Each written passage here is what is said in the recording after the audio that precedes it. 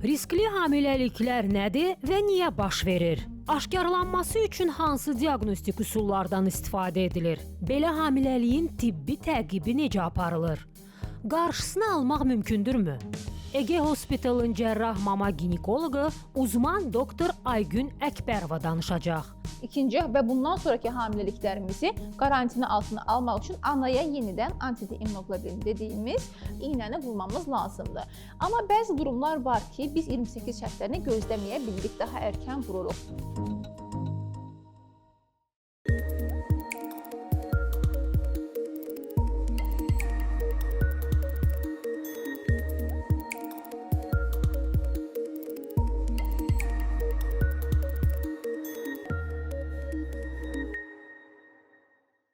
Hər vaxtınız xeyir olsun əziz tamaşaçılar. Mən Doktor Dilbər Rahim. Səhhətimizin bugünkü buraxılışında hər birinizi xoş gördük. Verilişimizə Ege Hospitalın Reproduktiv Təbabət Mərkəzinin baş sponsorluğunda baxırsınız. Əziz xanımlarımız, çaylarınızı, kofelərinizi hazır eləyin. Bugün maraqlı və aktual bir mövzudan danışacağıq hər biriniz üçün. İstərdim qonağımı sizlərə təqdim eləyim. Bizim bugünkü qonağımız Ege Hospitalın uzman mama ginekoloqu Aygün Əkbərovadır. Necəsiniz doktor? Çox sağ olun, çox sağ olun. Necəsiniz? Yaxşılıq, əhvalınız necədir? Yaxşıdır, çox sağ olun. Təşəkkür edirəm. İstərdim mövzumuzu belə qısa bir giriş eləyək. Hamiləlik bilirik ki, hər xanım üçün çox özəl və gözəl bir mövzudur əslində qalsa. Amma əlbəttə ki, bu hamiləliklərin hər biri belə deyək, başarılı bir şəkildə sona çatmır və istərdim riskli hamiləliklərdən danışaq bugün. Riskli hamiləliyi, yəni istənilən bir hamiləliyi biz nə zaman riskli hamiləlik deyə bilərik? İstərdim ondan birinci giriş edək. Təşəkkür edirəm öncəliklə dəvət etdiyiniz üçün. İndiyə qədər ki, proqramlarımızda genəldə qadın sağlamlığı üçün əlbəttə danışdıq, amma bu mövzuya heç toxunmamışıq deyə bu mövzunu seçdim. Dediyiniz kimi, hamiləlik bir qadının həyatında ən gözəl dönəmlərdən, periodlardan biridir və əsasən də yaxşı, xoş nəticələnir, xoş sonlanır. Lakin bəzi hallar var ki, biz bu hallarda o hamilələri xüsusi izləyirik, xüsusi takib edirik, daha sıx aralıqlarda takib edirik və hamiləliyi izlədiyimiz zaman yanaşı digər mütəxəssislərin də köməyinə ehtiyacımız olur və ya pediatrımız, neonatoloqumuz öncədən bəlli olur ki, bu hamiləlik var, belə bir hamiləlik var, biz belə bir bebeği doğulacağıq. Bu hamiləliklərə biz riskli hamiləliklər deyirik. Nəyə görə riskli deyirik? Əlbəttə, hamiləlik dediyimizdə tək bir qadın deyil, iki canlının bir yerdə varlığı bizim üçün hamiləlik. Çünki bir qadın yalnız başına hamilə ola bilməz. Onun daşıdığı bir döl var, canlı var, hansı ki dünyaya gətirəcək. Ona görə risklər nəyə görə risklidir? Ana mı risklidir, bebek mi risklidir, yoxsa ikisinin bərabər ortaq oluşduğu hamiləlik, aynen, hamiləlik mi risklidir? Ona görə biz riskli hamiləliyi döl, ana və hamiləlik qaynaqlı olaraq 3 qrupa ayırırıq. İlk öncə döldəki qüsurlardan başlamaq istəyirəm. Döldəki qüsurlar bizim necə bir dölü dünyaya gətirməyimiz üçün bizə xəbərdarlığı yerə biz buna hazırlıq olmamız lazımdır. Bu, uşağın mərkəzi sinir sistemində, ürək-damar sistemində, mədə-bağırsaq sistemində, istik-cinsiyət orqanlarında və eləcə də üzvlərində olan deformasiyalar olmuş ola bilər ki, biz öncədən hansı dölü dünyaya gətirəcəyimizlə əlaqəli digər mütəxəssisləri də bu sahəyə cəlb eləyirik. Məsəl üçün, mən indi ürək anomaliyası olan bəzi hamilələrəm var, bebəkdə takib edirəm. O uşaqlar artıq doğulmadan öncə mütləq uşaq ürək-damar sistemi cərrahiyyəsində məşğul olan həkimlər və ya ürək kardioloqlar, fetal kardioloji uzmanları var ki, bunlar tərəfindən artıq ana qarnında, ana bəksində bu uşaqlar takib edirlər və o həkimlər hansı dölün, hansı uşağın doğulacağını öncədən bilirlər və doğulduqdan sonra bunların izləmini aparırlar. Eləcə də aynı şəkildə mədə-bağırsaq sistemi olsun, digər orqanlarımızda da, branşımızda problem olduğunda sahələrdə öncədən bu mütəxəssislərlə bizim əlaqəmiz olur və eləcə də öncədən yeni doğan həkimimiz xəbərdar olur ki, biz hansı dölü doğurdacağıq və o buna ekip olaraq da, komand olaraq da hazırlıqlı olur. Döldən çox gördüyümüz anomalilər, risk daşıdığı bunlardır. İkinci, dölün dölyanı mayesinin azlığı və ya çoxluğu. Bu təkrarlayan da olmuş ola bilər və ya eyni ilk hamiləlikdən etibarən də görmüş ola bilərik. Dölyanı mayenin az olduğunda ona yoğun davranırıq, çox olduğu isə özünə məxsus. Bunlar əlbəttə geniş mövzular olduğu üçün mən üzərindən keçirəm. Özət kimi belə. Aynen, bəli. Daha detaylı geniş mövzu olduğu üçün dərinlikləri çoxdur, geniş bir mövzudur. Döl qaynaqlı riskli hamiləliklər deyəcəklərimizdən biri də bətin daxili dölün inkişaf geriliyidir. Bu da bizim üçün ciddi risk deyəcəyimiz hamiləliklərdən biri olur. Çünki dölün inkişaf geriliyi olduğu zaman biz o dölü nə vaxt doğurdacağımıza çox düzgün qərar verməmiz lazımdır. Biz bunu mütəmadi olaraq çox sıx aralıqlarla 3 gündə, bəzən 2 gün aralıqlarla, bəzən hətta elə olur ki, xəstəxanada yatıraraq sıx-sıx kardiotomoqrama dediyimiz vasitə ilə, eləcə də Doppler müayinəsi ilə uşaq anadan uşağa gedən axınları takib edərək onu nə zaman doğurdacağımıza qərar verməmiz lazımdır. Bizim üçün inanın ki, doğum ən asan şeydir, lakin biz dölü elə bir zamanda doğurtmamız lazımdır ki, onun orqanları da tam gəlişmiş olsun və yeni doğan yoğun baxımında az zaman keçirsin. Əlbəttə ki, indi bütün müasir tibbdə səhiyyə inkişaf edir, müasir tibb inkişaf edir.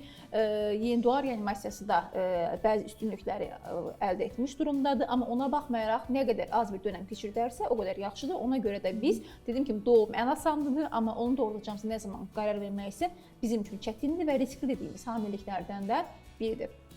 KTG-dən danışdınız az öncə. KTG neçə aydan etibarən edilə bilər? Yəni nəticəsi? Kardiotomoqrama genəldə Venous stres dediyimiz bir müayinə yöntəmi 32-34-cü həftələrdən etibarən başlayırıq. Əgər ki, hər hansı bir risk durumu görmürüksə, risksiz bir hamiləlikdə. Amma riskli hamiləliklərdə isə 28-ci həftədən etibarən artıq biz non-stres testi etməyə başlayırıq. Eləcə də, o bizim müayinələrdir. İstədim belə balaca bir hər şeyə çıxalım. Bu döllə bağlı olan riskli hamiləliklər idi. İkinci, ana qaynaqlı riskli hamiləliklərə toxunmaq istəyirəm. Burada ananın yaşı ilk qrupda olaraq vurğulanır. 18 yaşından küçük qadınlar və 35 yaşından böyük qadınlar.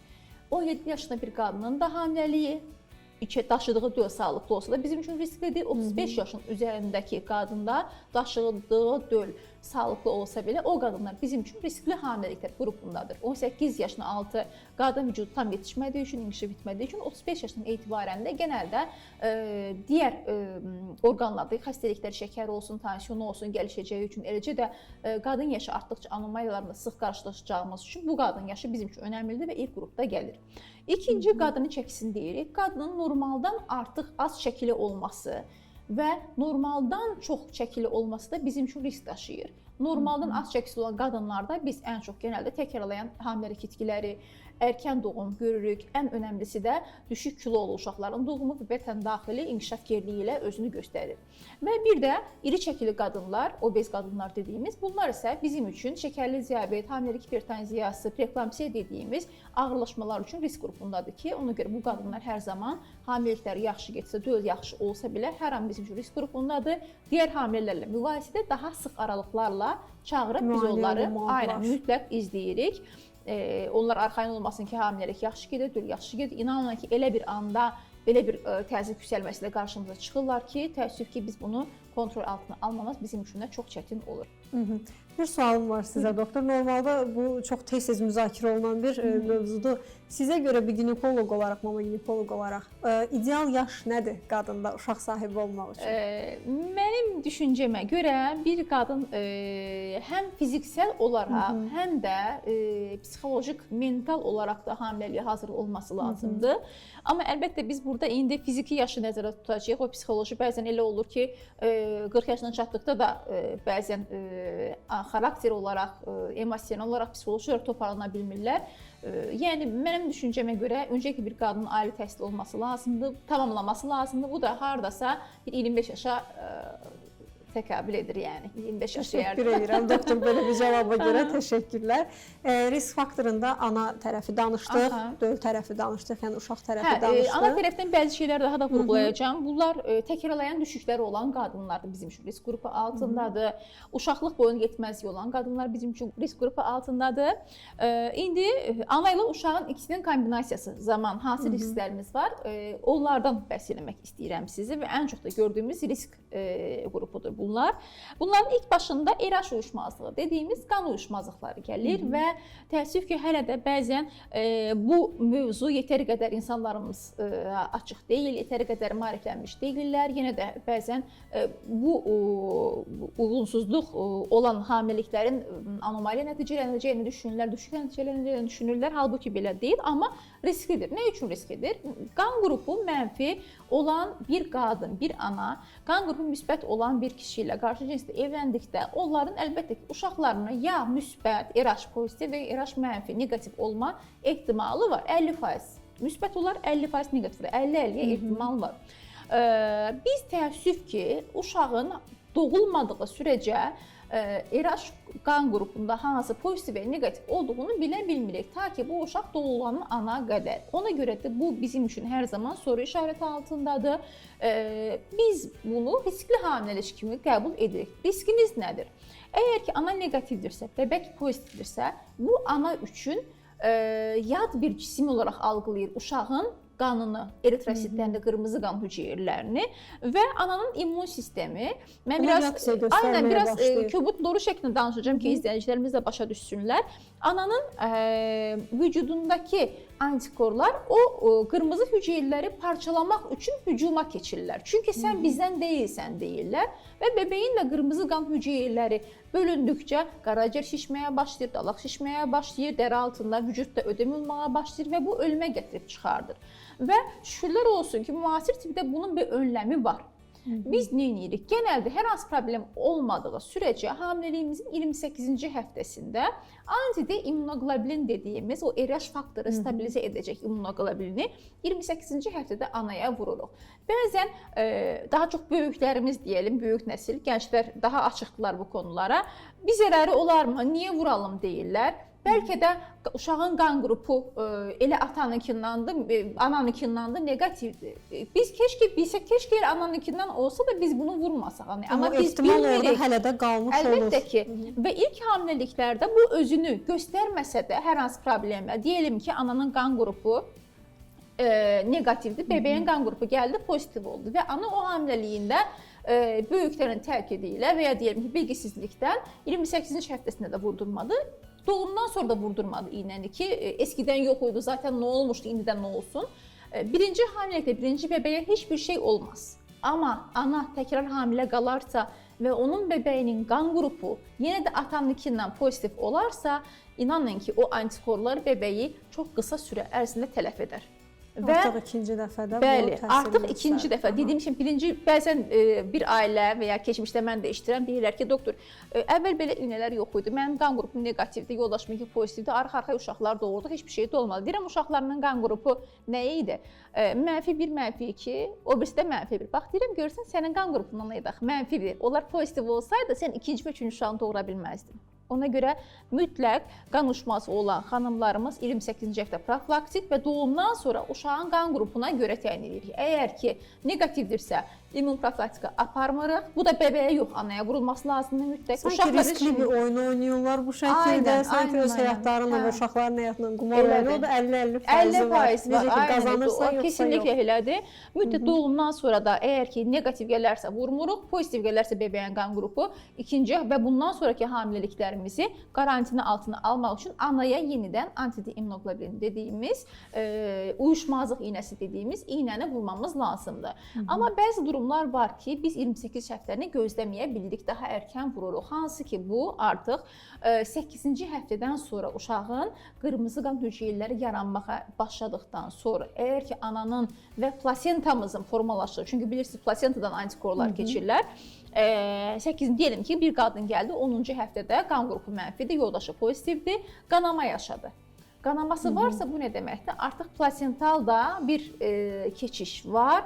Bu uşaq bu keçiş nəticəsində etkilənmiş ola bilər. Ona görə 28-ci həftəmizi gözləməyib mütləq 8-ci həftədə vururuq yenə iynəmizi.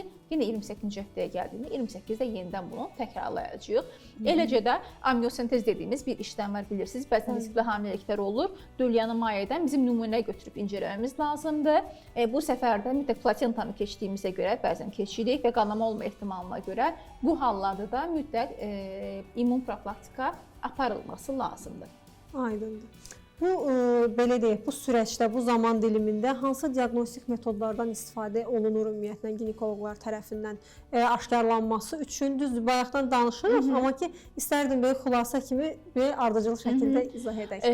Mütləq mənim önərim nə olacaq? Bütün hamiləliklərin qan qruplarını hamilələr bilsələr belə, əmin olsalar belə mütləq özləri qan qruplarına bir daha siz də istəyib əmin olmanız lazımdır. Mütləq əmin olması lazımdır. İkincisi, əmin olduqdan sonra əgər ki biz iynəni vuracağıqsa, iynəni vurmazdan əvvəl indirekt kums dediyimiz və ya qeyri-düz kums dediyimiz bir test var ki, bu test ananın qanı və ya daha doğrusu ananın qanında bir etkiləşim olmuş, burada antikorlar uşağa qarşı formalaşmışmı, formalaşmamışmı? Buna baxmamız lazımdır. Çünki bəzi hamiləliklər nə qədər də qanama dediklərini şey çox qanama necə deyim, hesab etməyə bilərlər və ya bir gizli qanama olmuş ola bilər ki, biz bunu görməyə bilərik. Qeyri-düz kums testini istəyirik, orada baxırıq. Əgər qeyri-düz kums testimiz neqativ gələrsə, o zaman immun profilaktika edirik. Əgər ki, əlbəttə ki, daha riskli bir hamiləlik olarsa, ana ilk hamiləlikdə iynə vurdurmayıb, ikinci hamiləlikdə qeyri-düz kums testində bizim titrələrimiz var, onlar yüksək gəlibdə, o zaman orta beyin arteriyası dediyimiz Doppler yöntəmi var ki, biz burada uşağın orta beyin arteriyasını izləyərək o uşağın qanının parçalanması nə dərəcədədir, anemiyası nə dərəcədədir, onu izləyirik. Əlbəttə ki, bunlar çox daha geniş mövzulardır, amma xülasə qısa bir olaraq bilgiləndirmə olaraq bu metodları istifadə edirik. Aha, aydındır Aygün xanım. Həmin bu riskli hamiləlik dönəmində əlbəttə ki, cərrahi müdaxilələr edilməsi istənilən deyil, mən elə düşünürəm. Medikament müalicələrdən istifadə olunurmu və sizin fikrincə bu anaya ziyanı varmı bu medikament müalicələrin? Bilirsiniz necə doktor? Yəni ki, bizim hər hamiləliyə yanaşmamız fərqlidir. Elə hamiləliklər var ki, siz cərrahiyyə dediyiniz, yəni ki, keysəriyyə doğumu nəzərdə tutursunuz siz? Hər hansı başqa bir cərrahi müdaxilə, abort da ola bilər, məsələn, küretaj da ola bilər belə. Yox, əlbəttə ki, yox. Çox yaxşı bir sual verdiniz. Çünki çox təəssüf ki, sıx görürəm mən bunu. Bilirsiniz, Doppler ultrason bizdə 20-24-cü həftələrdə aparılır. Orada məsəl üçün görülür ki, uşağın barmaqlarından 3 dənəsi yoxdur, toplam 2 barmaq var. 2 barmağı olan bir uşaq çox zehni yüksək səviyyədə, çox savadlı, sağlıqlı bir uşaq olaraq dünyaya gəlmiş ola bilər və onun 2 barmağının bir əlində 2 barmağın toplam olması o bu həyatdan necə deyim, yaşama şansından məhrum olunacaq deyə deyil. Amma təəssüf ki, bizim xalqımız əngəlli, anomaliyalı uşaqlara qarşı ciddi bir öngörüsü var, ciddi bir onlara qarşı bir görüş var. Kesinliklə barmaq anomaliyası olsa belə bunu qəbul etmək istəmirlər. Kesinliklə kürtaj tərəfdarı deyilik. Biz hansı uşaqları hamiləliyini sonlandırırıq? Bunlar doğulduğunda yaşama qabiliyyəti olmayacaqsa, məsəl üçün anensefaliya dediyimiz bir hal. Uşağın beyni yoxdur, zaten kafatası yoxdur, beyin kəmiyi yoxdur, sadəcə üzü var. Bu uşaqlar doğulduğu an ürəklər dayanır zaten, çünki beyin yoxdur. O sadəcə ana qarnında, ana vasitəsilə onun ürəyi atır. Bu uşaqlar əlbəttə ki, sonlanması lazımdır. Və ya deyəlim ki, corpus callosum ageneziyalar dediyimiz sinir sistemində bir şey var. O uşağın bütün sinir sistemini, bütün ürəyini, beynini, bütün vücudunu tənzimləyən bir beyin orqanıdır. Bu olmadığında, bunun anomaliyasının tam olmadığında əlbəttə ki, bu uşaqlar sonlanmağa aday olan bir uşaqlardılar. Çünki bunlar zaten doğulduqdan bir neçə vaxt sonra dünyalarını dəyişəcəkdir. Yəni ki, bunları zaten sonlandırırıq. Amma dediyim kimi elə anomaliyalar var ki, bunlar yaşadıqlarında qayət bir kiçik bir cərrahi müdaxilə ilə bunlar sağalacaqlar, toparlanacaqsa, bunlar kesinliklə sonlanmalı deyil. Mütəxəssis tərəfindən izlənib düzgün bir zamanda, düzgün bir xəstəxana ortamında, düzgün bir ekiplə doğulması lazım. Sadəcə bunu önərirəm. Təşəkkür edirəm doktor. Həm fikirlərinizə görə, cavablarınıza görə mənə elə gəlir maarifləndirici və işıqlandırıcı bir veriliş oldu həqiqətən tamaşaçılarımıza. Ümid edirəm gələn verilişlərdə də qonağımız olarsınız. İnşallah, sevə-sevə. Təşəkkürlər bir daha iştirakınıza görə. Əziz tamaşaçılar, bir verilişin daha sonuna gəldik. Səhhətimiz verilişinə tək ARB-dən yox, həm də sosial media hesablarımızdan baxa bilərsiniz. Suallarınızı şərhlər bölməsinə qeyd edə bilərsiniz ki, biz də burada həkimlərimizlə birgə o suallara cavab tapa bilək. Yenidən demək istərdim ki, Ege Hospitalın uzman mama ginekoloqu Aygün Əkbərova bizim bugünkü qonağımız idi. Səhhətimiz sağlam gələcəyin təminatıdır. Gələn görüşlərə dək.